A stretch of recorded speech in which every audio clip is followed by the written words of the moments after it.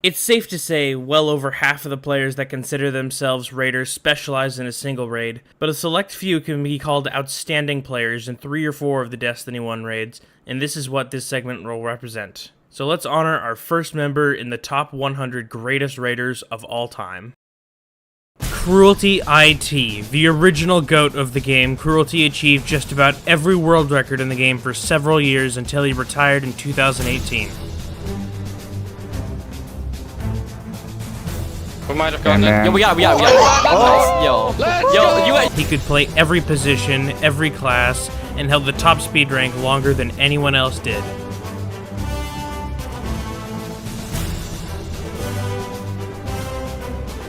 Yes! Fucking go. Yes, dude. Oh my god.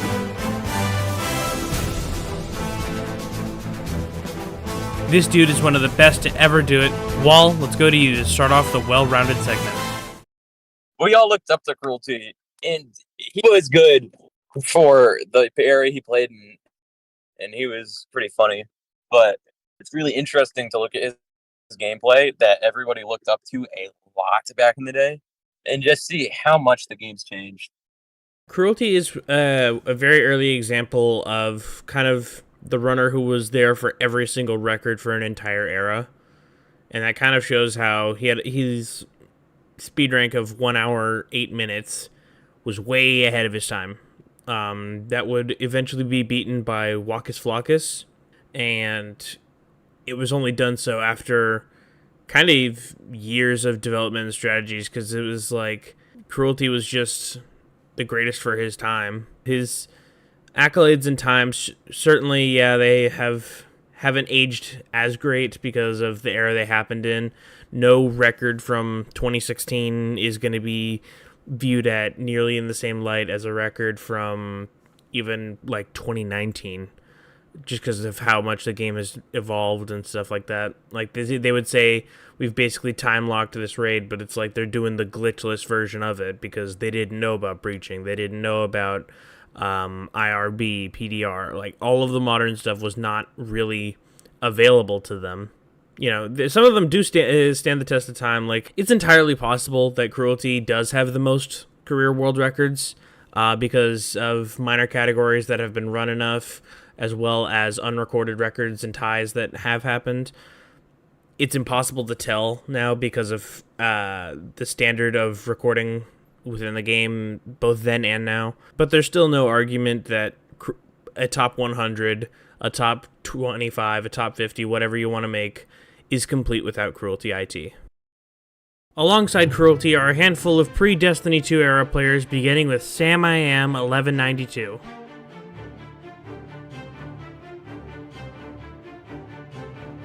Nearly unanimously voted into the 100 greatest raiders, Sam-I-Am achieved 9 career world records, one of which alongside Senior Snubby.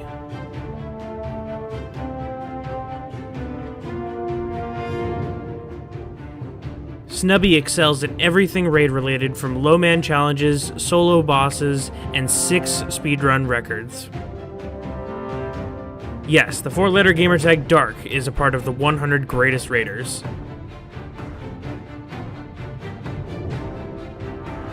Dark was one of the first great raiders playing since day 1 and becoming a top player in year 2. He set many hard mode records and retired in 2017 with a 1 hour 15 minute speed rank.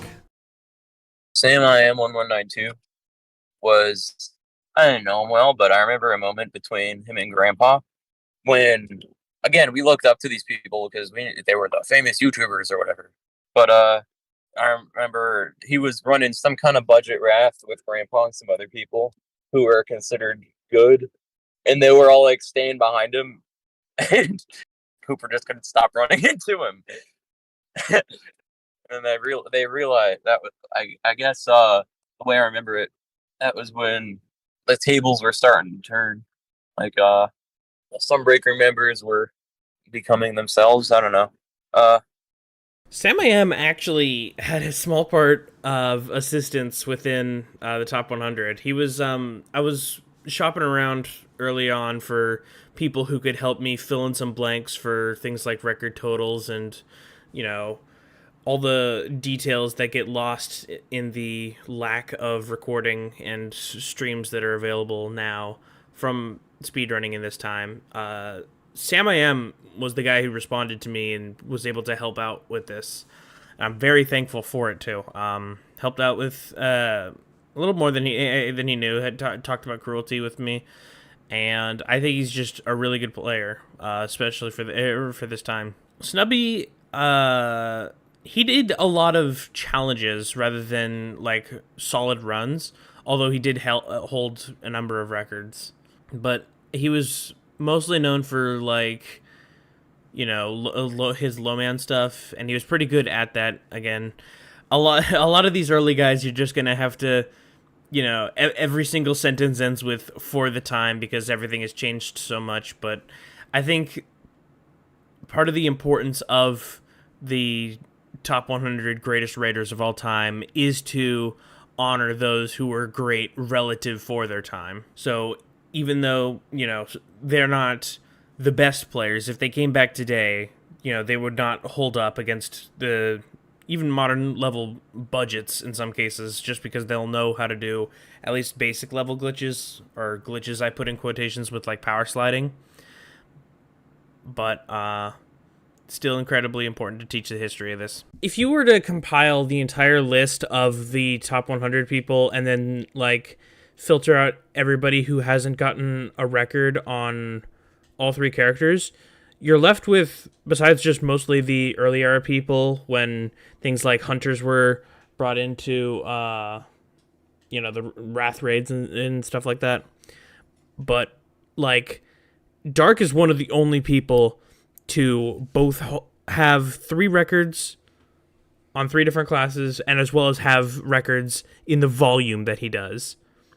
10 records is a lot, and again, you know, the era that these happened in, like, it's like a 17-minute, 18-minute, 19-minute rafts. He might not even have 17, but like, it's those kind of times. 10 records is a lot regardless of era, and I think that's important to note with him. The next legend and greatest raider of all time, we introduce Z-Rear.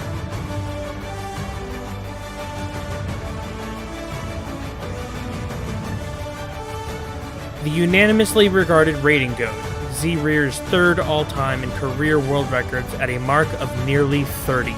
Rear spearheaded just about every Xbox record team from late 2020 to 2022, taking on the hardest responsibilities and excelling within them.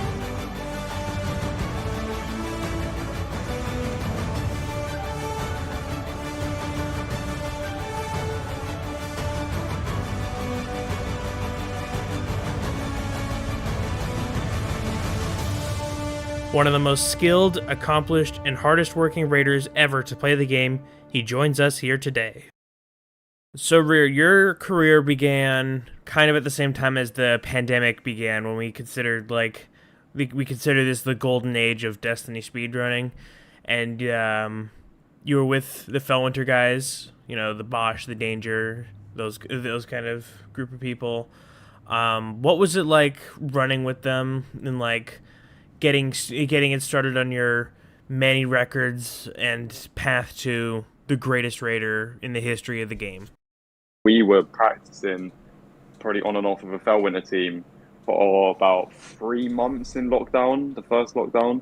And it wasn't just like, okay, we'll be on Friday, yeah? Like, you know how some people do now, oh, we'll be on Friday this time. Like, it was, see you tomorrow at 11 a.m. with running until 7 a.m. the next morning, and then we're waking up at 11 again. Like, that was the determination of our team to beat Sunbreaker at the time, when it was the Atomic, Kylo, and M-Lot team. So was that back when they had all 4?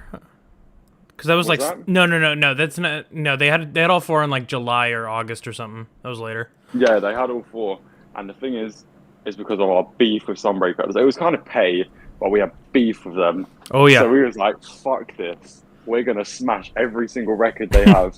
So we started off with Vogue, because I think you might have been on that team. I'm not sure. I wasn't on the Vogue. I was on the 2358 Kings in June. Yeah. Oh, the Tide one. No, I wasn't on the Tide. The Tide one. So this was. I think it was Atomic that told me. The 24:16 was the one they tied 3 times. They got it 24:15, but nobody liked it, so they never uploaded it. And then the 23:58 was next, which is also not a good run. Yeah, I was gonna say the 23:39. That one lasted for God knows how long, like 2 years. It was nearing a lot. So yeah, because nobody was running it. Yeah, with the VOG then. So on VOG, we had the Fellwinter team, and this is the Sunbreaker team. This was probably the peak time in my running career, I would say. Other than the fact I wasn't number 1 at this time, this was probably when I say I would set my standard in stone. I was about that business. Is when we played VOG, and I was telling Twoozy off out of all people for fucking up. Like I felt you don't do that to Twoozy. Yeah, we was telling Twoozy off and mocking him for fucking up that boot. So then I put probably, let me think, because the lockdown started, we said we was going to start running VOG, and then I put 2 weeks, 16 hours a day into practicing that segment on the transition. I probably bricked in 3 months of everyday running, yeah. I think I bricked transition twice. Fucking hell. Countless records on VOG. Countless. Multiple times in a night type shit until we were satisfied with a run. Sunbreaker comes along. Oh look, we found a new strat and we beat you by 10 seconds with a 1 minute time save. So it was like, oh, for fuck's sake. Because we just got the most, because I think it was the 1539 we got or the 1543 something. It's on my channel somewhere, but it was 15 something. And that run was the golden standard perfect run. And they ended up beating it by, I think, 10 seconds at that with the 10 plus lamb strat. So we were so pissed off, and we quit VOG and we got Wrath, I think 14-15 the same exact night after we got that golden standard VOG time. So we was like, bruv, you can imagine the victory last in our fucking, because you turn around and take theirs. Yeah, we took the Wrath and then we took their VOG in the same night, and we thought they were not touching our VOG. And then 10 plus lamb strat comes around and we were pissed. So then we kept going down and down, breaking records multiple times a night, and it slowed down at about the 2.5 month mark. The team started getting shitter. We kept swapping people in, and then I would say we got our last run was 14:55, and that was the last ever run that we ran with that team until Danger, I think, disappeared from our lives once again like a dickhead. Actually, no, because we went to KF. That's the thing. No, we went to KF after that. Okay, so after that, then we took defeat from Sunbreaker, I think. I think we just gave up at that point. And then we moved on to KF, and then, well, you wouldn't be surprised hearing this, another 3 months of no life in. I would say KF, oh my God, like, if I could go back to running those runs right now, I would. Like, those were probably the most consistent runs of any team to ever exist. Like, consistent with the strats back then, and you know how relics are now. Sub 2s are hard for teams to get now. We were getting consistent sub 155s every single run on relics, regardless of RNG. So it was like, even with far 6s. With far 6s, we would probably get a 201 latest. Like that's like insane, because I remember when I was running, the record was 155. Like, that's what I mean. Like, if I showed you the clips, like, I could probably send it. You could probably put in a video, like, some of the old clips on Twitch of, like, the relics that, like, just how instant the pickups were. Like, I have a couple where it was probably time locked down to the frame, like, of picking it up on the frame it spawned to get in the most efficient skate to it with all the strats possible. Because I think I refined the method of swiping over the actual rock. Like, people knew it was a thing, but I think I standardized it at the start and started getting people to do it more because it was faster. I remember because I was teaching Goo how to do it when he was in 5th. So yeah, I saw PlayStation guys do that every single record that they would get to. They go over the rock one, right? Yeah, that's what I mean. It's just a huge corner cut because you touch the ground. Yeah, that's what I mean. So you will see that strat starting around the time when we were running, because I implemented it and it saved a bit of time, and we were trying to find anything we could to optimize it. So that was one thing. So the relics were consistent as fuck. And then the record just kept flowing and flowing and flowing and flowing and didn't know if we wanted to upload it, because we was like, well, we could save something as mere as 2 seconds in a run. We wouldn't be happy. Like, we were perfectionists with it, and it was an obsession, a sad obsession like that. Like, and I actually, like, it wasn't just it wasn't just like players playing. Like this was genuine, like same humor. Like we were fucking. It was like a family. It's like it was cringe to say, but it was genuinely like a family that fell into shit. Like we were all the same people, just different lives. And I'm sure that the Sunbreaker could have said it the same, except we're just rude people. We like mocking the people that show affection online. Like, but in the reality, we're not doing much different, to be honest. Like, because I know deep down we were all excited to get on and hear each other's voices. Like, it was so gay. It's so gay when I think about it. But I was excited, like when we get the Turban man, fucking danger. Yeah, look at Turban, he's here. The King's Fall Goat, Astral Toga.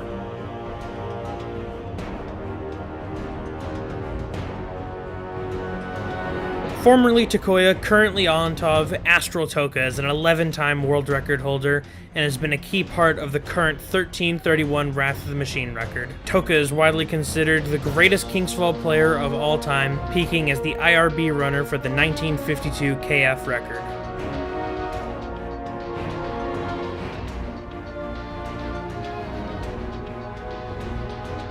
One of the grandest guys in the game and best players to touch it, he joins us here today. What are your initial thoughts, you would say, to being introduced as one of the 100 greatest raiders of all time? My thoughts would be, that is amazing. When I started playing this game, which my brother had introduced me to in 2014, I had never thought that I would ever get into speedrunning. Oh, you've been playing it since like actually, pretty early on, a lot earlier than I thought you had been. Mm-hmm. I hadn't been known for until around 2019 is when I actually started speedrunning. In 2019, I had joined Family Therapy, or 2018. I remember that clan. We had started doing budgets. Eventually, we had started getting into runs with Bosch, Boozy, and it wasn't until 2020 that I did a budget with Rear and Danger that I had ever been added to the team. I'd say throughout 2020 to 2021, we only ever uploaded ones when we were, I'd say, bored of running or we were hitting a mental block. Are these like records you would upload or just like solid runs at the time? We hadn't uploaded anything that weren't record. So all of our uploaded runs were records. 2021 to 2022 was quite uneventful for KF. It wasn't until near the end of summer until we had started running it again. I'm trying to think of when exactly we started implementing IRB into our runs, because that was the main change that allowed us to get our sub 22s. Yeah, because it was just such a big time save, especially for the time being, because it basically gets rid of an encounter. You do pendulum skate, you go to the left, and then it's totems. It removes literally half of ships entirely, saving nearly a minute. Mm-hmm. So at what point in your career was it like, because you were mainly running King's Fall, certainly at the start of like getting record level speedruns, but when did you branch out? Because you've held records in 3 out of the 4 raids, so like where was your origin for that? I'd say it'd have to be 1350 Wrath, where I did Warlock for, I do believe, Poo, Rear, Danger. I'm not too sure about the rest. But it was around that time that I had started getting recognized for general skill rather than being a one-trick at KF. Because I had always originally played a Warlock. That was the first character I started out with. So it was the character I was also most comfortable playing as. Really, you've never really like been a Titan main until, I guess until you started doing King's Fall records. No, not particularly. It was always a Warlock. Sometimes I would play as a Hunter, but almost never touched my Titan. Wow. When I started speedrunning, I did have Gary, luckily. After the 1350 Wrath, I do believe I had also purchased a PlayStation 4 to run KF with the PS4 guys, Cam, Ghostbuster or Crabsy, Grisella, And as they were needing subs for the team, they asked me if I wanted to run Wrath and do Warlock near the for entrance up until Siege Engine, and then swap to a Titan afterward. And as for Vogue, I was never on a team, but I would always end up in decent teams. Like, I never had a record until I ran the 1339 with Shiflet, but I would be in some teams from time to time, just kind of running until there was a new team that had gotten it. Taco's my guy, honestly. Me and him, I feel like me and him are like the Kingsfall duo, like the Kingsfall duo. I wouldn't really run a serious Kingsfall record without him. And I would kind of hope he doesn't the same with me. I mean, he kind of runs whatever, but he taught me Hunter, got me to be one of, if not the best hunter. He knew everything about Kingsfall, taught me everything I know about Kingsfall. Me and him would talk for hours on different strats. I would never really see him brick. I mean, there was one point in time where he was kind of bricking relics a little bit. Yeah, definitely early into his IRB role, he was playing it a little aggressive. Yeah, he had some rough patches when it came to skill, but like as a whole, he was a very, very, very good Kingsfall player. I did a couple Wraths with him. Like the first time he got on Wrath, we got it like first try as a Warlock. He wasn't that good at Crota, but in terms of Vogue, like that guy picked up Vogue pretty much instantly. Really good at overroll, could really do whatever he wanted. He was kind of, a lot of people compare me to him and him to me in terms of like, if we wanted to pick something up, we could. Like me and him, if we wanted to learn a role, we definitely could. People say that like I'm pretty much the recent version of Taco. But yeah, he's a cool guy. I like him a lot. Astral Toka is another one of those people that for a while just lived Destiny. And I would say that in an insulting way. Like, I remember when Taco started playing, and I felt like he was a new player and like not very good or interesting. No offense to him. When I first met him, it was in some random ass Kingsfall. We were not speedrunning, and I just noticed that he was also doing little glitches and exploring and trying wacky strategies and shit. So we clicked a little bit. But it's interesting that just some random person who is just like all the other people can randomly become way better than you and everyone you know at your favorite thing. It's like he was kind of almost like Zerier in that he was just mechanically really gifted more than other people. Rear, you got some records with Taco. What's it like with him? It was like mixed opinions at the beginning, to be honest. Mixed opinions, because we had a set KF team at the time. This was when we were battling between Sunbreaker to get low. This is when the 2339 got broken. The big record that lasted a long time. I'm pretty sure that's still I think that still might be my pin screenshot, was destroying the 2326 whatever. So let me think. Yeah, Taco, from an outside perspective, we saw him putting the effort in. Like, we thought he was kind of average at the start, like saying, yeah, he's just like an LFG, just banging out a raid like a tryhard. And then we put him on the team. Mixed opinions, to be honest, because it took a while for him to get up there. But once he was up there, it was weird how good he got. Like, the things that he done, like the IRB, the transition. He's so good at IRB. The IRB, yeah, that's what I mean. It's crazy. The IRB, the fucking, and especially being on Hunter. Like, this guy was, he had his moments. To be honest, he had his fair share of moments of glory, and he had his fair share of moments of absolute pity, where it would be the golden run. Like for people that were running for 3 months every day non-stop for over 10 hours a day, you would think we wouldn't really be getting excited with getting a good run. But the times where like the whole team goes silent. Like we're cracking jokes up and it goes silent. This guy was either he would send it to the point to where you'd have to respect him for the balls to send trying to save even 2 seconds or something like a shade kill. So he was a really die or go out in fucking flames. Basically. Incredibly aggressive player for strats. Yeah. And he was one of the people that you could at least give a pat on the back saying you fucking sent it on a hot run.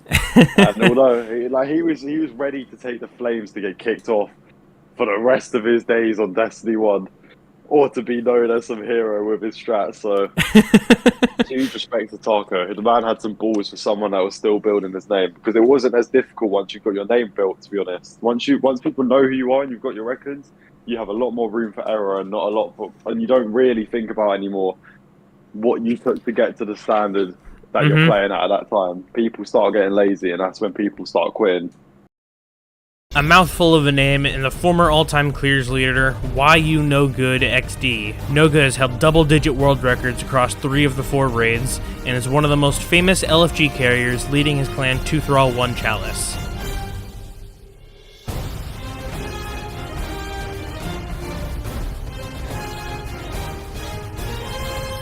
His friend and fellow record runner, Wakus Flockus, is a part of this list. Wakus is one of very few runners to touch every era of the game at the highest level. Beginning before the release of Destiny 2 and retiring in 2021 is quite possibly the most accomplished raider in the game. Yay! Toka, I want your thoughts on these two first. I had met No Good in a VOG LFG, and I had always known about his clan, Two Thrall, One Chalice, from just doing LFGs. I didn't really know No Good as a speedrunner until I had started running 4-man Kingsfall with him. But I had looked at some of his previous runs, mostly Wrath, as it was him and Wakus. I do believe Scrub was in there as well. And I do believe at the time those were the three of the best Wrath runners at the time, simply because they had actually played, tested, and just ran consistently. Yeah, a lot of those route guys from the early parts of the decade were like, that was really all they ran. They would occasionally do, they do some King's Fall stuff when the record looked pretty open due to strat development, or just honestly, at some point in time, it would be like learning basic things about the raid that would speed things up. But they ran Wrath so often that like it was never easy for Twoozy and Danger and everybody else on the Goon Squad to just go and like quickly take their records as they were able to do with pretty much any of the other raids, because it was like they had to compete with No Good and Wakus and everybody who was running those, because they were running so often and really consistent. And it helps having one of the best Wrath players of all time there, too. A story that I think a lot of people could also tell would be about these two being staples in the 390 Axis challenge carry posts that Wakus made. I would say, honestly, that, like, over the course of a year or two, they probably did over 200 carries, along with the people you're going to find in the 100 Greatest Raiders and in the 100 Greatest Raiders Wrath section specifically. And I can't tell you how impressive it was to watch these guys in action as a young aspiring player back in 2019. Because they would always do it on one attempt and usually one phase as well. These two were like the people's champion for a long time, and I think they've done a lot more good for the game than we might realize. Once you've kind of developed as a player and you know how if you break down how to do 3-man Axis challenge, it's like, and if you can get all the cycles down to like cannon and like warlock rotation and just getting good at damaging him, it's like what they're doing is pretty trivial. But if you're like, bronze clears or something like that, so some person who basically never touches raids, they're looking at LFG for the first time in a month or something like that, and they see these posts, it's so impressive to see them do it as effortlessly as they did. No Good, he did know a lot of people. He would just fucking run LFGs. I did play with him, because I was friends with Sauce. Like, I was really good friends with Saucy. Me and him, and I think No Good at the time, we would just do LFGs, like, all the time. No Good was very good at Wrath. I would always do LFGs with him. I ran Crota with him for a little bit. He was good there. I mean, that's pretty much it. I didn't play with No Good that much. When I did play with him, he was a decent player. Walkus, through watching his videos, I had actually learned a lot of how to skate. Oh yeah. Not through a specific tutorial, but just watching his videos, his runs, and learning how to utilize terrain to keep momentum. I don't think anybody has ever turned And skating it's into part the of the science that he reason. did. No, I don't think so. Even like without exactly knowing what he thinks when skating, I had formed my own ideas on how to skate as keep momentum using terrain as well as silent skating, which after you use all of your bursts and hit the ground will give you more height going up a hill. Yeah, you can Which definitely I see would that. have never known about He without was- Walkus. Oh yeah. Walkus was huge in that department because it's like he has a bunch of different terminology that he invented for skating. It'll be like you're in a red zone or a green zone, and it's like you'll see that and you're like, I have no idea what you're talking about, man. We're just pressing the A button. But it was never that simple to him, and he didn't teach too many people all his secrets to skating, but to those he did, it was like their glitchless routing at that point now is like perfect because they just know how to perfectly bounce off of stuff and like when you're supposed to start spamming the A button. He can mash A pretty quickly, as can a great deal of the people in the top 100, but it's like he does it different than everybody else. It's very impressive to watch his gameplay. Our very own desk member and rating legend, the God of Mice.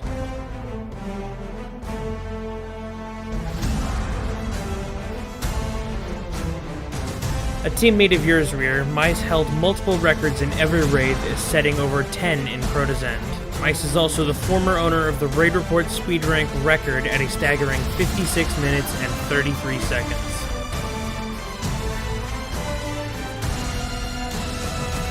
Over 20 career world records, Mice is not only a top 100 raider, but a top 10 legend of the game. Yeah, okay. This is a big topic for me. So, I personally feel like I'm a very good player. Like, recently I was not really in my prime. I was kind of fucking up a lot. But, like, in my prime, it was very, very rare for me to mess up. Like, I could probably hold on to Rear for a little bit. I'd say Rear had a bigger prime than me. But just, like, it was the first time somebody compared me to Rear, I was like, oh shit, like, I'm kind of making an appearance a little bit. And just being even compared to Rear, like, kind of made me feel good, like, very good. There wasn't really a role that I kind of sucked at. I mean, Overwall kind of took me a little bit to get used to, but, I mean, I can pretty much do whatever I wanted to. I feel like I took things a little seriously, but I kind of played this persona like I was the best player in the world, and I know for a fact I wasn't. I wouldn't even really put myself top 5, but I mean, a lot of people said that I was top 10, and I was like, there's no way, like, Bert's better than me, whatever, but everybody kind of hated me at the last part. I mean, and it's kind of respectable, but, like, people started arguing with me about stuff that, like, I knew for a fact, and that's kind of what pushed me over the edge a little bit. I'd still, like, respect pretty much everybody. Me and Shiflet got into it a little bit, but, I mean, I don't know. There's a lot of people that taught me a lot of things, and I definitely wouldn't be here without really all of them. So I kind of have to, like, thank all of them. And everybody's a cool person, like, everybody has rough patches. I mean, yeah, I came a long way. Are there any specific individuals you think that it's like, hey, I don't find myself in a position to make what is honestly, over the course of Destiny's life, one of the highest honors technically created within the community. How you found yourself eligible for this? What's like kind of your the main characters in this arc for you, player This is wise? gonna sound really weird, but Axon actually was the first speedrunner that like made Axon, me want really? to start speedrunning. Yeah. Um, he got me into a lot of budgets, and he got me into like pretty much the speedrunning community, and I like to thank him a lot. I mean, I kind of shit talk him, but yeah. After that, I joined a group post that Bert put up saying carrying to sub 1 hour 10, and I was like, oh shit. And it was him, Bosch, Danger. I don't know if Rear was there, but it was All two the other big people. late 2020, Corey. early 2021 guys. Yeah, Yeah. yeah. And they carried me like first try to a 1-7, and they were kind of like, this guy's actually not bad. And then I kind of started playing with Corey a little bit. Corey taught me a lot of stuff about Wrath. So did Bosch. Like I just kind of tried to stand out to them, and I did. Like I made sure I didn't mess up, and they kind of saw that. And Bert, Bosch, and Corey pretty much put me under their wing and kind of carried me through everything. Like they taught me pretty much everything I know. Donuts got me into a lot of speedruns, like VOG and stuff. And then there was one time I did an LFG, I think, with Robski, and I did a Warlock flyover, like original Warlock flyover, and he was like, holy shit, this guy's crazy. And he put me on all the record teams because nobody else could do it at the time. And at that point, like that was kind of my first major like thing that I did, and everybody kind of saw that and was like, "Dude, this guy's actually not that bad." And then at that point, I kind of started getting on more and more record teams. Opsky got me on a VOG team. Opsky pretty much, if there's one person I say that made me, it was probably Robsky. Me and Robsky, we still talk. That guy got me into everything. I would definitely not be here without him. But I mean, yeah, just like Corey. Me and Corey actually didn't get close until recently, but I don't know. The same with Bosch. Like, they just kind of wanted a sixth person, and I was just always there. That's really it. Was it like a big thing for you to get Raid Report record?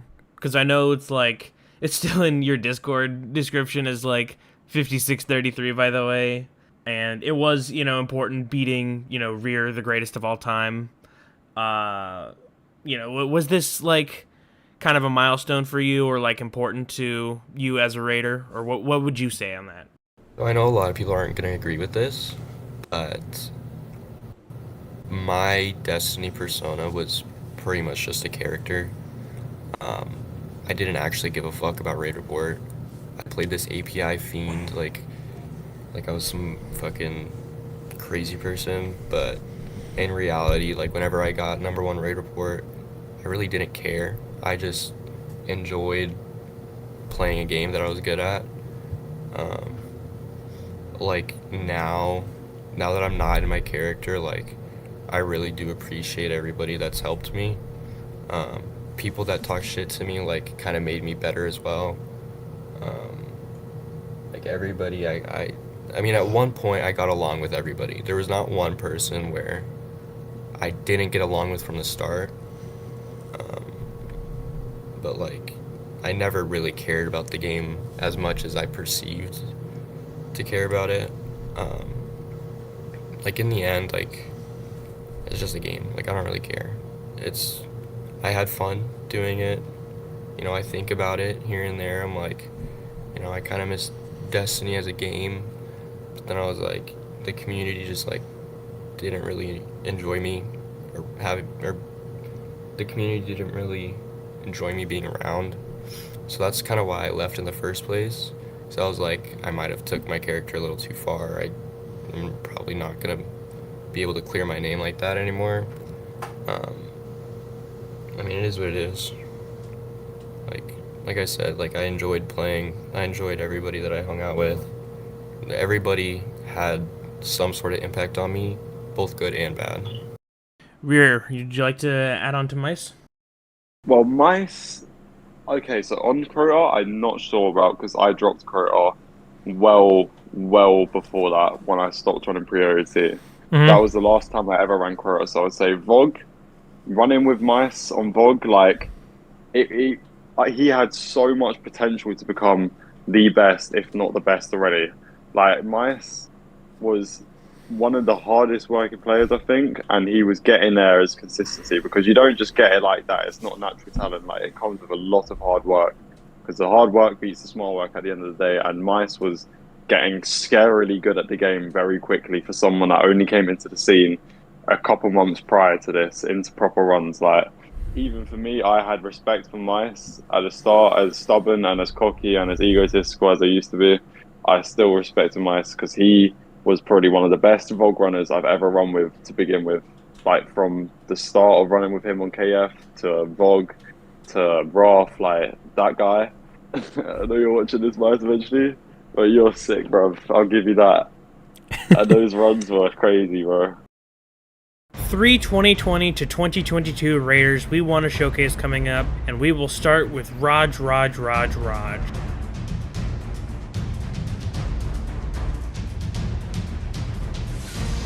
Formerly Burt Bat, Raj held multiple records across multiple raids on Xbox, running with Elite Monkey 321.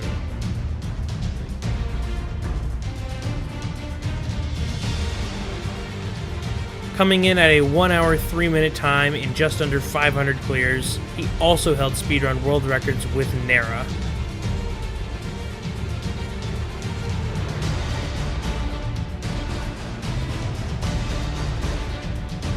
The fastest Titan skater in the top 100 at 22 CPS. He was an elite route runner and holder of multiple world records. Mice, open us up on these three. Nera was a very good player. I'm not gonna lie, he kind of inspired me a little bit, like when I first started playing, because I didn't know a lot of people, and I would always see him in videos, and he was like the one that taught me about Crota Warlock. He came back for a little bit actually, and me and him got along pretty well. Bert taught me a lot of stuff. He was a really cool guy. I was actually my first record team. It was me, Donuts, him, Robski, Boki, and Cam, I think, on a VOG team. And I was Warlock, and he was just a really cool guy. I was actually there when he changed his name from Indian MF to Raj, and we were all crying laughing. And just like, I don't know, every time I played with him, we would always get either really good times or records. I loved him, honestly. In terms of like early players, he's probably one of my favorites. It's really good player. I had met Raj back in the family therapy days, and when we were doing budgets, that's kind of where he started out as. And very shortly afterward, he had flown off and started getting into runs with Bosch and the Goons, because at the time we were like, even us at family therapy, we were just budgets playing the game, and Raj just absorbed everything that you threw at him. Pretty much knew exactly what to do for almost everything. Quick thing I'd like to bring on about Raj's segment is a story told to me by my good friend Donuts Taste Nice. And it's that... So Raj was on the world's first sub-14 Wrath run. And in that, he did it with, his usual runners at the time, the Bosch, Danger, Co. Like, all of them are in top 100, and they're if we had shortened this list to a top 50, they'd probably be in that too.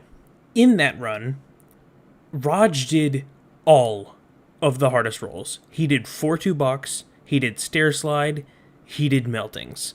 That's like it's to show the amount of faith that the runners of the time had within him to perform at a high level in these record runs. And quick thing with just hitting meltings as a whole, it kind of sounds like the easier job. I put easier in quotations there, because it's like, oh, you're expected to do less damage now, so it's kind of a cop-out if you only put up 1.5 or something. No, it's not. It's like meltings is the hardest job, because if you miss a melting, you have to go up and hit it again, because you're not going to do a 1 TP without a melting point. Just by missing the first melting, you've cost yourself over 200,000 damage because of not being able to immediately start into your thermites and rockets or thermites and cannon cycle.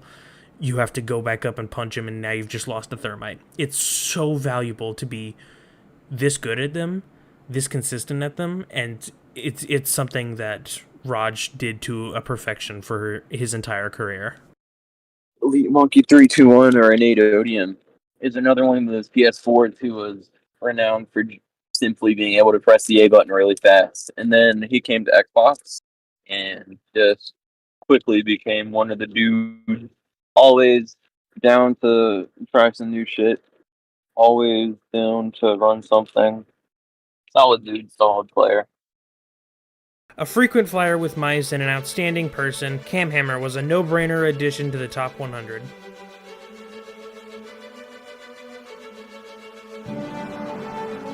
Cam has held 16 world records across every raid and is very likely the last baseball fan left on Earth.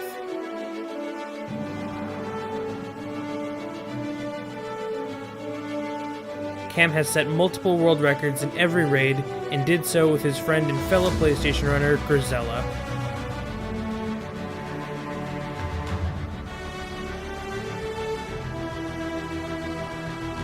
Grisella has held a record in every one of the 4 raids and is owner of the first sub-7 Crota and sub-14 Vault of Glass. Quick story about Camhammer and his help with this project has been outstanding. So we're going to talk about the person and the player really quickly with Cam. He was probably the biggest influence for getting the PlayStation guys represented here. I want to say, I think it was he and his friend Shiflet were creating. I asked them, I'm like, hey man, can you get me list all of the players on PlayStation that you think could make not just the top 100 but just the top 200? And he goes, sure, and then hands me the top 25 PlayStation runners of all time.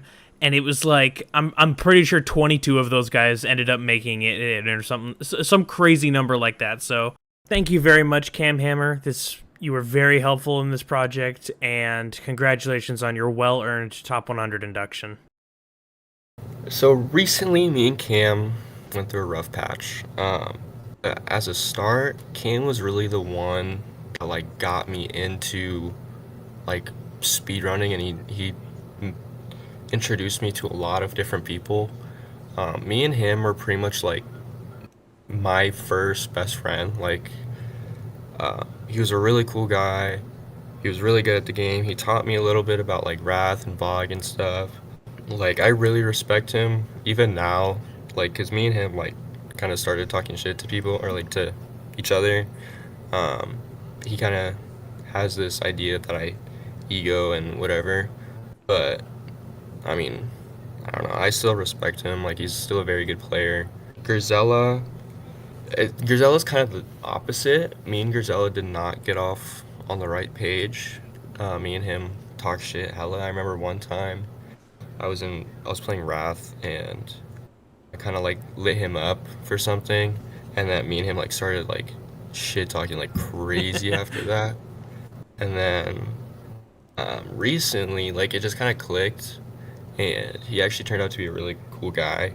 I'm not gonna lie, his double rights are kind of mid, but everything else he's kind of good at. Also a very respectable player. I mean, there's a reason why he's on this list. And yeah, recently he's been a very cool guy. I've gone along with him pretty well recently. That's pretty much it.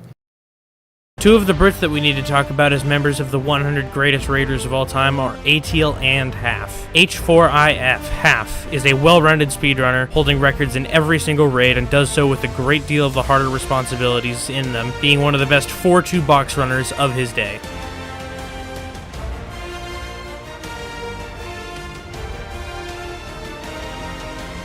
His fellow runner, ATL, was also voted into the top 100 raiders. ATL mostly ran with the Sunbreaker guys and was a top-tier hunter for his time, a great friend of both myself and All in Well. Short story on just, like, how absurd it was that ATL ended up, besides just in this position, to be in the 100 greatest raiders of all time, but, like, into raids, period. So this is a friend of mine named Brisky, and love the guy very much. And he told me the story of his name at the time was Lemon, and how Lemon got into speedrunning. And it was this, you know, more of that 2020 constantly running with Bosch. Like they had a team, the Bosch in Danger. They had a team ready, but there was only 5 of them. They just needed a guy. They needed they needed a warm body to just fill out the roster for whatever they were planning on doing. And Brisky at the time was just sitting in the hull breach in the Dreadnought Patrol. And Lemon was in the same lobby as him, so they invited him to the party, and he joined. They ran a budget with him, he kind of liked it, they clicked with him, and all of a sudden, he was starting to get good at raids. He was starting to become a very valuable hunter, which would be very important in the coming, you know, months. In the entirety of the top 100, people will come from everywhere. They will come from a PvP scene. They will come from a history of top gaming in other games. They will come from literally just finding a guy in patrol and then tossing him to the fire and see how he does. It's unbelievable how he got there. But to talk about specifically the player ATL, he's going to disagree with a lot of what I'm going to say, because I initially offered him one of the positions of the hosts in for a later section if he wanted, or for this section if he so chose, as well as, you know, anything else that we were doing in the process of making the Top 100 project. And he was like, I'm in the top 100? No, that's not right. That can't be right. There's no way. And I'm like, dude, yes, you are far better than you're giving yourself credit for. In an era that was completely dominated by Twoozy's hunter ability, he was, like, right up there with them. Because the timeline kind of gets mixed up a bit of, you know, when Bosch would take over and become kind of the undisputed greatest raider of all time, as well as when he would, you know, become the best Hunter-Titan combo. ATL had a lot of help making that, and he taught him how to do, maybe not necessarily taught, of course, but, like, he helped optimize, that's the word I'll use, the shade kills as a hunter, which were very important because you did 2 shade kills back then. It was incredibly helpful to get that down and speed that up. And yeah, just all in all, fantastic raider, even better person, I would say. Very, very happy he's in the top 100. Congratulations, ATL. ATL, I played budgets with him. I didn't play with him that much. Like, he was kind of ending his career when I was starting mine. He was a pretty good player when I played with him. He taught me a few things about VOG and stuff. I was kind of always under the impression that he was just like a budget, just whatever. I can't really give it that much more of an input. Goo, he was a very good player. I mean, Goo and Rear were best buddies. Goo was a very good Warlock player, very good Titan player. He was pretty much like, if he wanted to do anything, he could. He didn't really have the mentality of being anything better. I mean, he was a very, very good player. I just feel like he didn't really care enough. Goo had always been in the same place which would be right door, 5th pocket on right. And I don't think, as long as I've ran with him, he's ever missed in an actual good run. During those runs, half would almost never brick a pocket, and he was never late to the totem, which just proves how consistent he is at the game, how good he is, and as whatever he learns, he can do it whenever is needed. And that's all I have to say. All in Wall. Wall achieved multiple world records as a member of Sunbreaker in both Crota and Wrath of the Machine.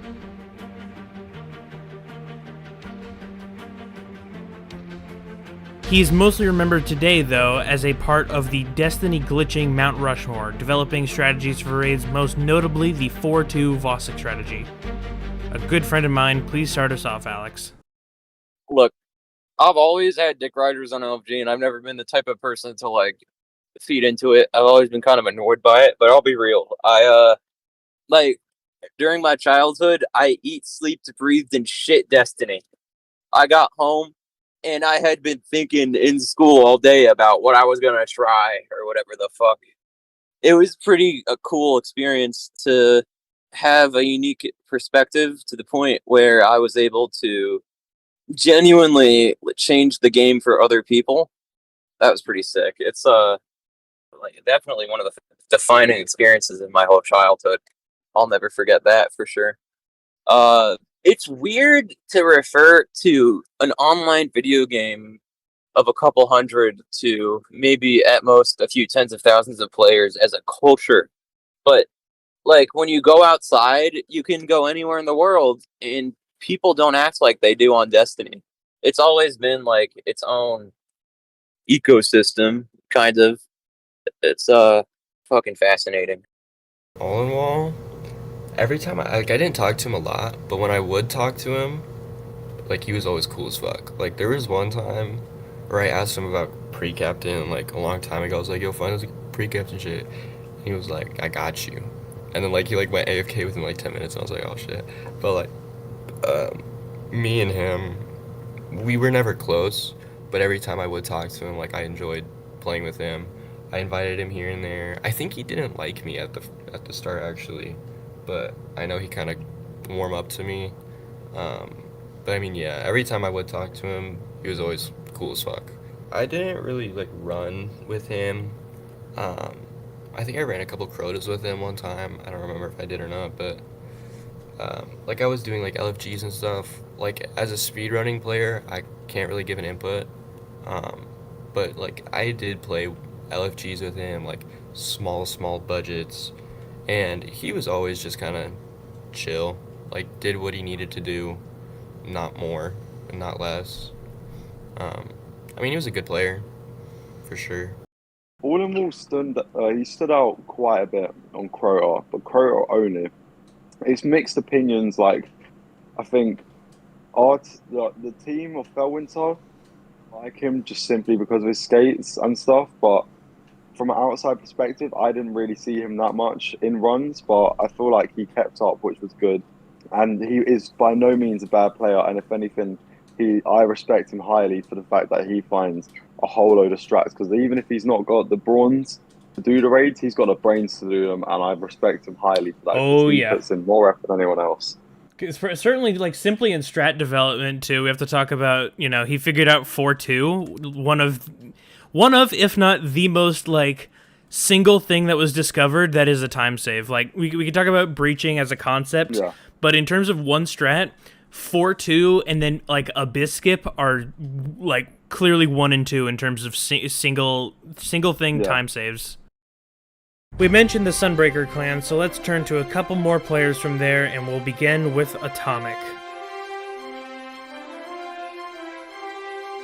Atomic was a part of 30 world record teams, running with Sunbreaker, Rout, and Felwinter. Atomic became the last player to have held all 4 world records, which he did in 2020 alongside his friend Kylo Brent.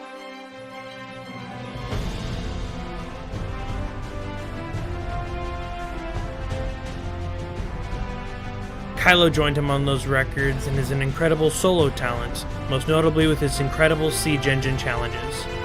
These guys are two great players. Mice, let's start with you. Atomic was revered as the #1 player for a while. Whenever I ran with him, I'm not gonna lie, he wasn't very good. He would argue about different things that he wanted to do, and he could only really do one role in all the raids. I mean, he was good at it, but at the same time, like, he couldn't really expand on any of them. He knew a lot of people, and that's probably why he got into a lot of records. I mean, in order to get those records, like, you have to be good at the game, obviously, but, like, as a skill-wise, whenever I played with him, he wasn't very good. Atomic, controversial name for some, a loved name by many. Atomic was a good runner by all means. Something about him that, like, when a team, me specifically, always had an opinion on, which was very true, is because although the records kept getting faster, every team he went on, it was always like he was keeping up, but he was just like barely within reach of just getting kicked out of teams, because it felt like he was so subpar, but just barely capable of doing it. So that's the weird thing about him. So we thought he would be gone way earlier than he did stay around, which is really weird, because he would, like, it doesn't sound good to slander, but it was like, when he was with the Sunbreaker team, I don't know how they handled it, but when he ran with us, it stood out that he was a sore thumb, like, really badly. It was like Atomic formed all the teams, so he was kind of immune in that way. Nobody wanted to mutiny him, because if we got rid of Atomic, that means we probably got rid of Kylo as well. And Kylo was the best player on just about all of the Sunbreaker teams. But it was like he kind of gave himself the like above average strats. At least in Kings, he would do the safer Bellicose while Kylo would go for a 3-sword. And because you know 3-sword is as hard as it is, a 3-sword Bellicose, he would always like end up going ahead and then doing the Death Warp, because he said, "Hey, you two or you three people behind me, just power slide and open the door for me." So it was like kind of artificially inflating some of the roles that he did. But at the same time, it's like a really big thing here is like, you know, very few people that made the top 100 were, you know, the best player on all these teams, and considering 2020 was one of the most competitive eras in the game because of just how many top runners there were, how many like teams of non-overlapping players you could get and conceivably get a world record with, Atomic and Kylo having all four, and like even since all the strat development since, nobody else has been able to take that title. I think it's incredible. Oh yeah, it stood out for the time. They got a big name for themselves. Atomic, we love Atomic. We ran with him for a reason, and he was always the one keeping the group going. He wasn't always finding the strats. He wasn't always doing the best job delegating, but he for damn sure cared about the speedrun. I don't know. Kylo was fucking... It sounds fucking stupid to be so excited about playing a video game more than everyone else, but when Kylo held all 4 fucking raid records at once, that felt like the most official shit. Like, I felt like my friend was the shit. Kylo was in a really unique position, sort of like me, where people just respected him because he was Kylo and he didn't really have to prove it. And he also wasn't a dick about it. I didn't really play with Kylo a lot. I did a couple budgets with him, and he was good. He didn't really talk, but I mean, he was good. He did what he needed to do. Same with Atomic. Like the duo, like the Sunbreaker duo, they were good for sure. So with this process here, a big thing that we were figuring out was like how much is natural ability or just skill at the game going to play into this, because we weigh accolades and accomplishments and stuff like that much heavier than anything else. But if we were making a best 100 instead of the greatest 100, Kylo might be number 1 as the best Destiny player. A fantastic 390 raider and solo player, Gossip, is a part of this team.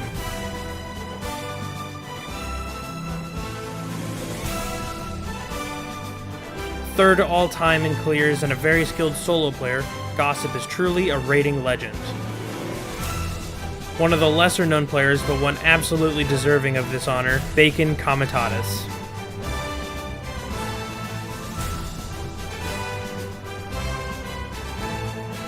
Bacon was a 390 carry machine and a talented solo player as Gossip was, also doing various hard mode Oryx and Axis challenges.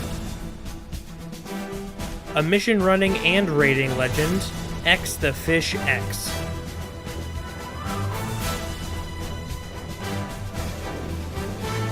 Fish is arguably the best mission speedrunner of all time, and he also owned 3 raid records in 3 different raids. So I'm going to give some very brief insight on how the voting process actually went. All of the voters who will be credited at the end of the whole section, like the entire video, supercut, all of those people were given 3 options when we gave them a ballot of 200 player names for the top 100. They could say yes, they should be in, no, they shouldn't be in, or I don't really know who they are. And that was fine because we didn't want to hurt their voting percentage and unfairly give them yeses or nos. So Bacon Comitatus has the highest amount of I don't know selections of the people who got in. And that kind of puts into perspective, like, this is kind of how far back he played, as well as how far away he was from the top levels of rating at all times, because he really just did the 390s. And there's no problem with that, but it is a lot harder to build a reputation as an all-time rating legend when you're not breaking world records, doing world's first solo challenges, stuff like that. But Bacon has, like, this crazy ability for, like, 390 rating that's, like, he will do challenges within them, solo challenges and low man challenges, and they will go by very easily. I have a story of a friend of mine did a duo 390 VOG, and it was one of the smoothest runs they've ever done, including like some unique strats at gatekeepers for 2-manning. It was very weird to talk about as like the method to do it when I've done these duo VOGs myself. And like we just kind of do typical. All right, we'll take turns. And I don't know. He's got his own little idea, and it's very, very fun to see. Certainly a deserving person. Congratulations, Bacon Comitatus, on getting in.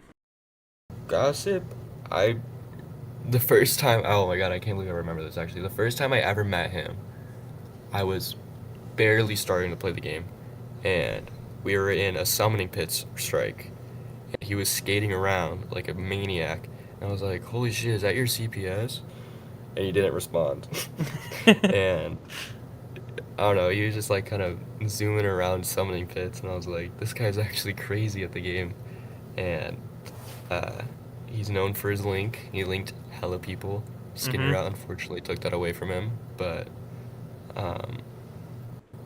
yeah, Gossip as a player, he was one of my first impressions of speedrunning, or like just raiding in general, and he was just like from a low LFG tier player, he looked like a god to me. So yeah. I had met him through a 390 Wrath LFG. Typically when I play with him, he's always on a Warlock, but based on his skill level, I took it that he could play basically any class and do whatever that was needed of him. Very intelligent game-wise, and he just really good, well-rounded player, and that's all I have to say. To wrap this up with Fish here, we talked about during the voting process, hey, we're only going to be looking at their rating ability. No mission speeds, no strike speeds, no crucible, just their rating ability. That's speed, solos, 390 LFGs, all that stuff is taken into consideration. And Fish was put on there as I knew he was a good raider, a record caliber raider. He had all of the natural skill sets to be a part of a record team, and that does show because he's held 3 records in 3 different raids. But we do need to shout out he's maybe the best mission speedrunner of all time, because the way he can perfect routes is just, it's unparalleled, because you'll think you've time locked a mission, and then he just takes 9 seconds off of it. And he can do that within raids as well, because he can turn corners like nobody else, basically, because he's got all of this. He's one of the most naturally talented people in terms of plug and play for a speedrun, and I think it's a very useful tool, and I think he's a more than justified person being in the top 100 raiders. A member of both lots of those early record teams and a lot of raid challenge squads, Ovo Jazz is here.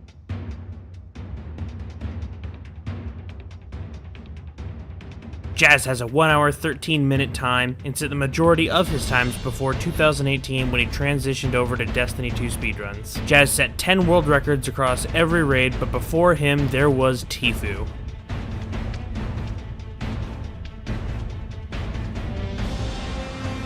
Tfue held over 15 speedrun records in 6 and low man categories, and owns over 30 solo challenges. A true god gamer, he retired as one of the greatest all-round Destiny players of all time. Not raiders, players. Jazz would run literally everything in the game. Like, we're talking, yes, lots of raid records. We're talking missions, strikes, and stuff like that, but he ran, like, the super, like, untouched categories like New Game Plus, New Game, First to 400 Light. Like, he ran a lot of those really obscure categories. And I think it's pretty cool to be recognized like as not only one of the greatest raiders of all time, but honestly one of the greatest PvE players of all time, because he's just good at everything. I watched some Tfue Destiny videos when I heard he had made top 100, and it's insane to think that someone from this era would make it into the 100 greatest raiders. Even though the times were like 30-plus minute Kingsfall runs, you could tell Tfue was one of the best players there. And that's on top of 15 world records, being very impressive regardless of era. Tfue is the first ever person we can consider the greatest raider of all time. And it's really hard for people to gauge that, because he's carved out such an amazing career in Fortnite, in everything that he has tried after this, and streaming. But Tfue originally was a Destiny 1 player, and he was a really, really good one on top of that. He came back a couple times after things like Age of Triumph would release and Wrath of the Machine, but for the most part, everything he did was in year one. And if you watch his videos, it's not that hard to find. You just go to his channel and sort by oldest. You will see a lot of Crota challenges that are like some of the most crazy challenges you can think of. Like not like Crota doing soloing Crota without turning left, and no using your jump button, only walking backwards, no sprinting. It shows kind of like the limitations of challenges at the time, because there was only 2 raids, and Crota was the only one that you could do at the time, start to finish, by yourself. We didn't know any of the gatekeeper stuff that we do now back then, and Tfue was doing those challenges, getting over a dozen speedrun world records in different categories. He ran everything that he could at the time with his clan Redeem. He was also a phenomenal Crucible player. That's you heard it in the intro segment. He is not one of the greatest raiders of all time. He is one of the greatest players of all time. Very happy Tfue made it in here. Congrats to him on getting in the top 100. All in all, I know you got things to say on this guy, and it is another well-rounded glitcher. Celestial is in the top 100 greatest raiders.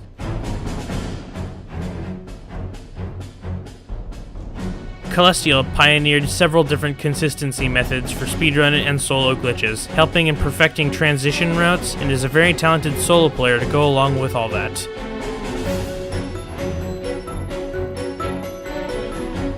Well, I want to start with you on Celestial. Celestial, now that my channel is fucking reduced to atoms, is now, I guess, the biggest repository on the internet of Destiny 1 glitch information. That's pretty cool. He's always had a similar level of interest to me with just thinking outside the box and finding new ways to do shit, playing around with mechanics until something wacky happens.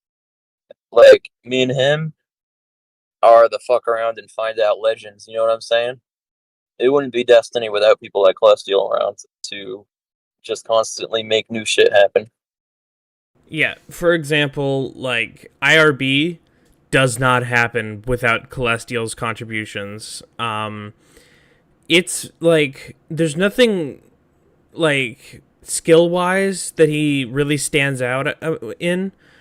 This is one of those top 100 picks that's like not based on your accolades or your raw ability within the game, but the fact that you can't tell the story of Destiny 1 speedrunning without adding Celestial, because he has saved across multiple raids, multiple minutes of runtime, because he's implementing shit from D2 that works in Destiny 1. It's incredible, like, just how smart he is and just how valuable he is to modern runners. Congratulations, Celestial. Fulcrum 107, the first person we introduced to own no speedrunning or solo raiding career, owner of more than 4,000 total raid clears, and the title of nicest person in Destiny history. Come on, come on, come on. Yeah! Woohoo! My first solo! He was voted in as a part of these raiding legends. So, I have what I would like to call a Fulcrum story. And that is something a great deal of Xbox players could also say. Fulcrum has this uncanny ability to stay in raids no matter what.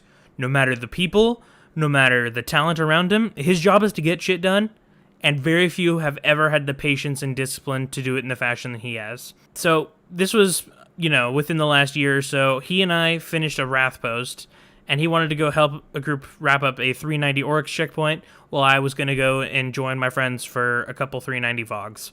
A couple hours later, I saw that another 390 Oryx checkpoint post had gone up, and I was like, all right, I'm going to do a Fulcrum did and do this before I get off for the night. Because it's like 2 in the morning at this point. I'm fucking tired.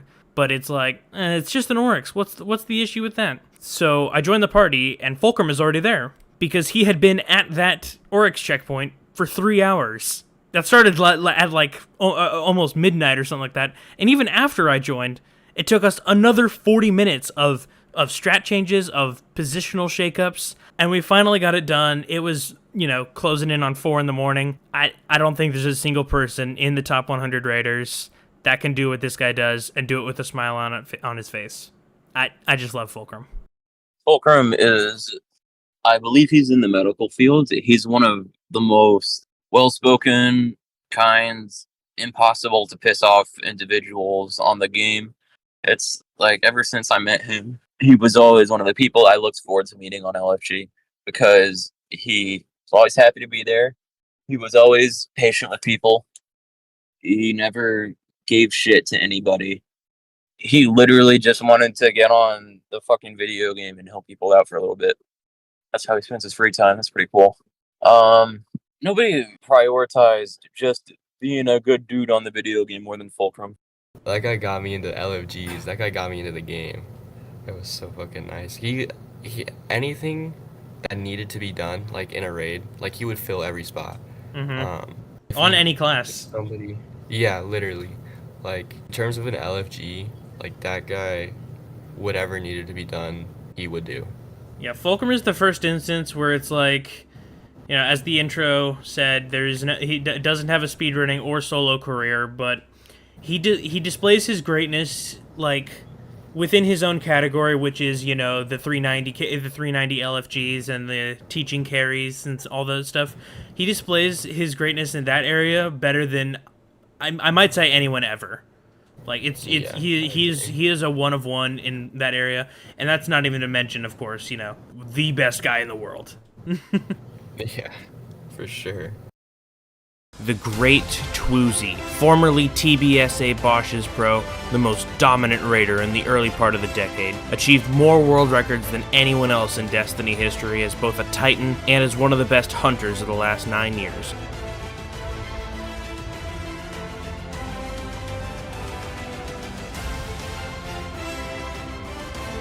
A true legend of the game and icon of 2020 rating, he is no doubt a member of the 100 greatest raiders.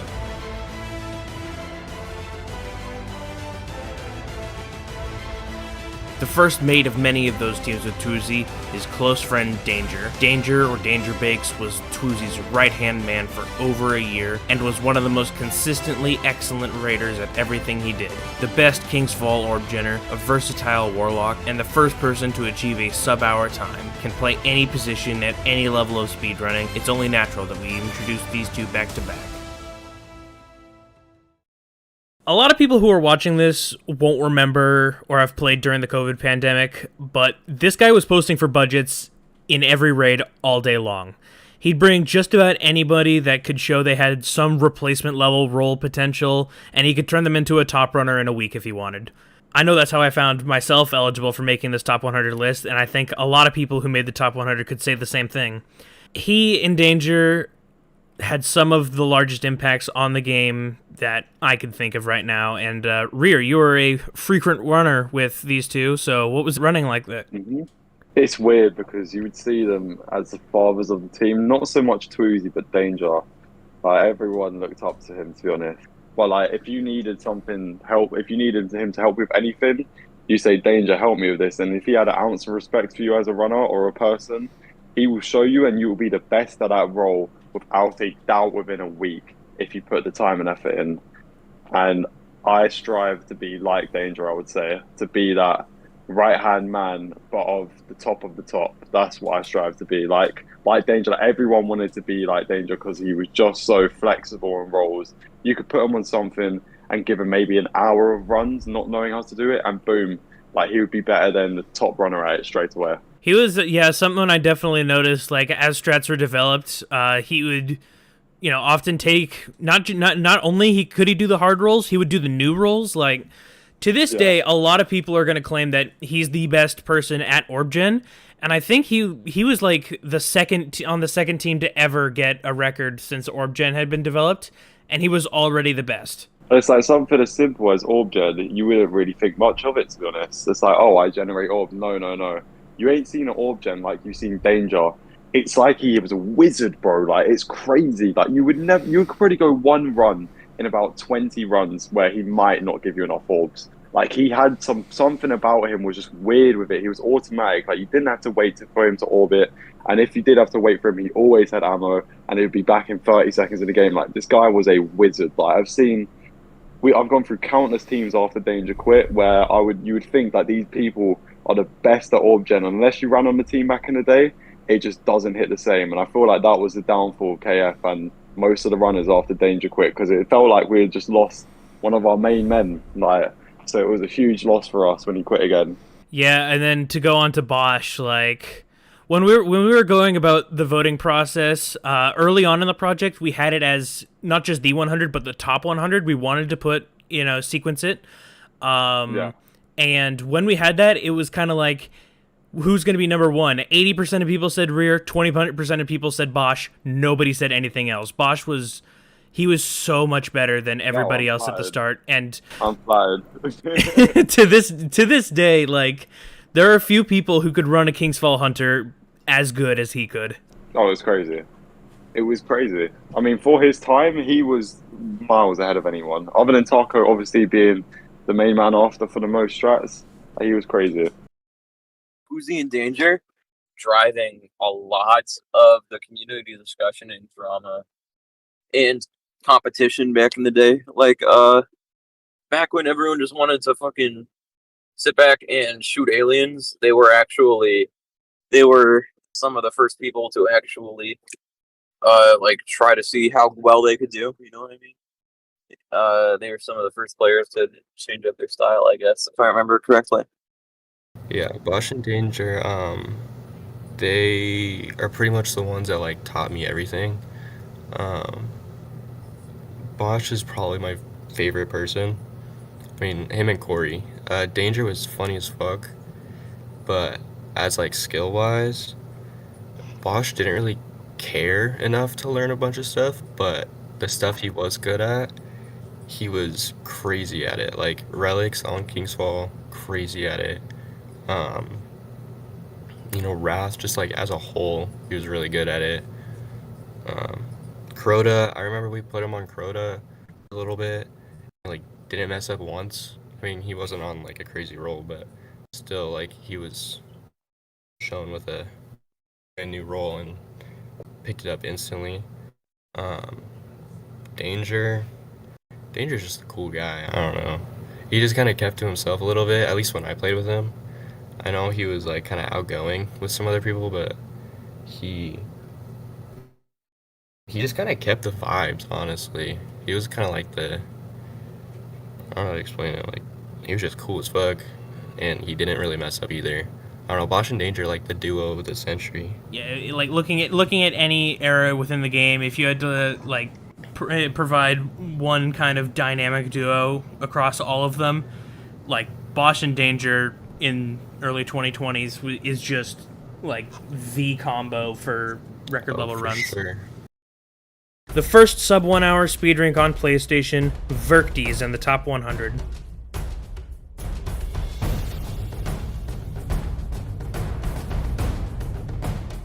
Verkty is a perfect fill-in for any of the 4 raids, and most recently held the 1342 Wrath record and achieved the first sub 7 AOT Crota record. Alongside him to wrap up the well-rounded segment is Crabzy.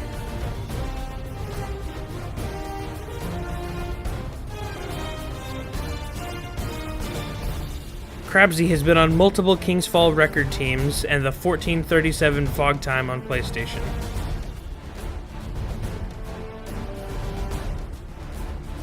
Mice, let's finalize this section with you. Verkty, me and him would be battling for #1 raid report for a while. And same with him and Rare. He was a very good player. He knew a lot of people, so he can learn a lot of stuff. A very good VOG player, very good Wrath player. He was a cool guy, I guess. I didn't really play with him that much because I was on Xbox at the time. But when I did go to PS, I was like at his kind of end. And I played with him. I got to experience his skill a little bit. And like I said, he was a pretty good player. So I had met Verkty through King's Fall runs, as I do run King's Fall. At the time, I hadn't thought much of him, but thinking back on those times, I had realized how versatile and consistent Verkty actually was. If there was ever a player needed for any team, he was easily suited for any job that he was to be on. And he was almost always ready to be there. There is no one who compares. Quick thing with Crabzy for like kind of the timeline he has established for himself is from a period of like really throughout almost all of 2020, PlayStation was not competitive at record level runs unless there was A, new strats, and B, Xbox was not actively running the raid. They would sneak in, I believe it was 2 records the entire year, one on King's Fall and one on VOG. And that was really it. Every other time it was like Xbox had Twoozy, they had Danger, they had Rear, they had so much more talent and so many more people that were record caliber runners. And as soon as that died down, the next generation started on PlayStation, and Crabzy was a huge driving force for that. When you look at like a lot of the records, you know, once it started coming to more of an even game between the two consoles, Crabzy was a huge part of those the PlayStation return to greatness. And I think that has a lot to do with how he made it into the top 100. I like to teach the world to sing with me.